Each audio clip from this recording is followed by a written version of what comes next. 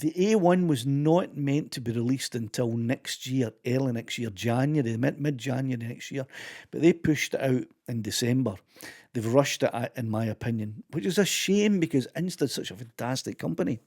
DJI, they don't have to rush to win the race now because they can't win the race of being the world's first 360 drone.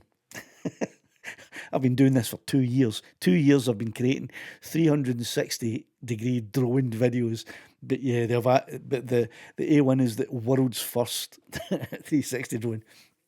So DJI don't have to rush to get that position anymore. So they can take their time and make sure that they produce a better drone, which they will easily produce a better drone, but they won't produce a better camera.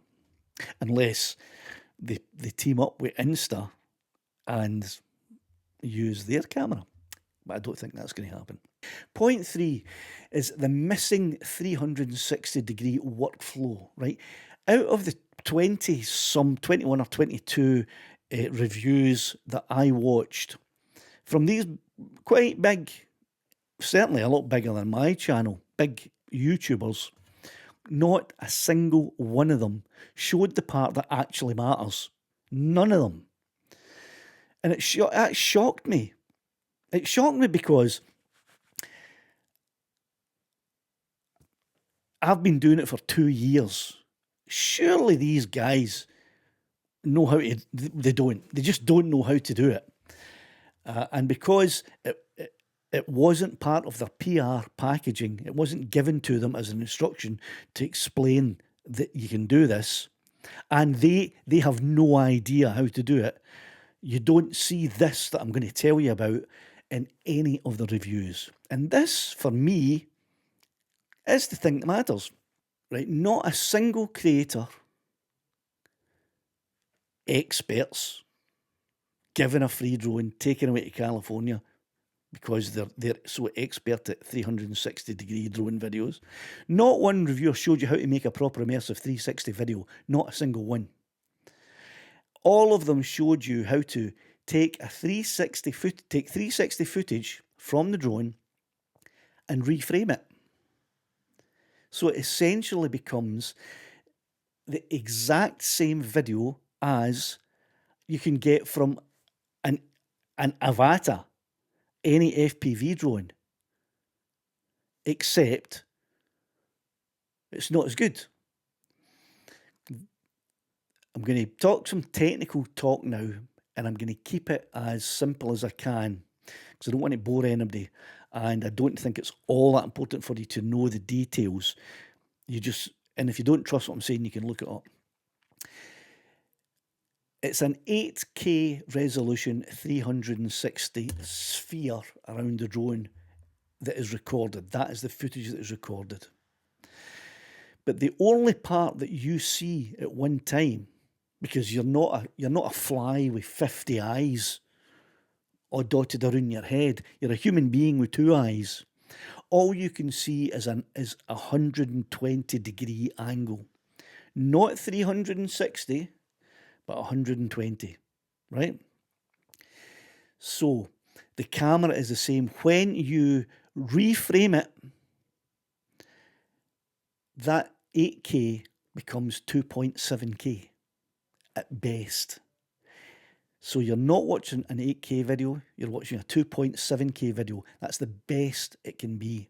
But it's worse than that because the A1 bit rate is a maximum bit rate of 150 megabits per second. Now, I know that's technical, and I won't explain what that means other than to tell you, by comparison, the X4, not the X5, the Insta360 X4, the previous model, is 200 megabits, Mbps, right? 200 bits. Immediately you're getting much better footage with this purely because of that than you do get with the AntiGrav drone.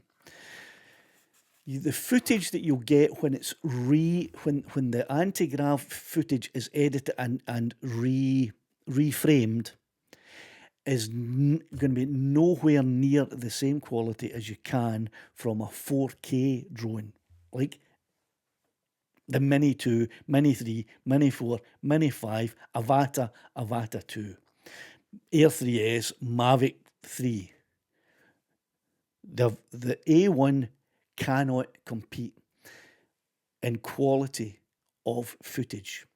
If you watch the videos of the reviewers, all of them, you can see that the footage isn't great. They whiz past it, and they don't allow you to see it close for long enough to realise how bad it is. But because I do day in, day out, I am editing 360-degree videos all day, every day. I could tell instantly. I could see straight away, you don't, your bit rate's a bit low there, mate.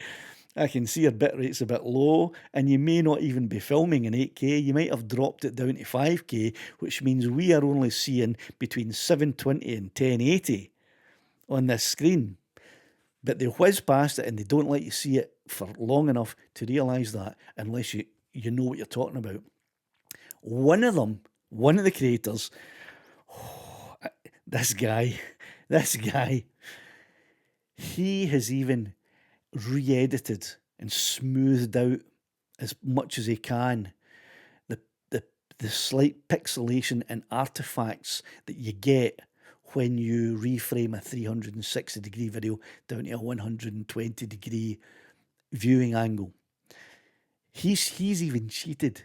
He's tried to make it look much better than it. He's not tried to just not let you see it for long enough to notice, but he's actually cheated, and he's re-edited it to make it look better. And I'm not going to say his name. I'm not going to say who he is, right? But that's a big no-no. Anyway, that got me angry when I saw that, because he's fooling you guys into thinking, oh, that's nice looking footage. I'll just go and blow this 1,500 quid that I really need to get my brain surgery done next week, right? So it really annoyed me. So it's impossible. It's impossible to get the same quality of footage from that A1 that you can get from this on a drone. You just can't. Okay, and the X5. This is only the X4. The X5 is even better. The quality of the X5 is even better. So if you have an X5 in a drone, you get better footage than I can. But the main point here is that they are all reframing it. All of the reviews are about reframing the video. My videos, and I'm sure you've watched some of them, allow you, the viewer, to look anywhere you like at any time during the video. It's not reframed so that you only see what the creator's allowing you to see. That is a true 360-degree video. And the A1 is capable of doing that, because it's not about the drone, it's about the camera and the editing software. And it's the Insta Studio, which I use every day to make my videos. Now, I do reframe them. If you watch the video that I released today, there's a section where I am walking up over some rocks. And if you haven't watched it, shame on you, right? Go and watch that video. There's a section of it where I walk over some rocks towards the Devil's Bridge. And I'm carrying my X4 on a 3-meter selfie stick. And I reframed that video in post so that, you couldn't look all the way around in it, because I have still to make the 360-degree video. I will be doing that where you can look all around you. But in this one, I did reframe it. It's very, very easy to do. But the problem is that is all that these reviewers are showing you. They're only showing you the reframing of it. They're not showing you a proper immersive 360-degree video. Now, because none of them, not a single one, showed you that, and I watched over 20 videos, That got me very, very suspicious, and I am now wondering, is there a problem with editing an immersive 360 video from the A1 footage? Because if there isn't, why did none of them, not a single one, show you that footage?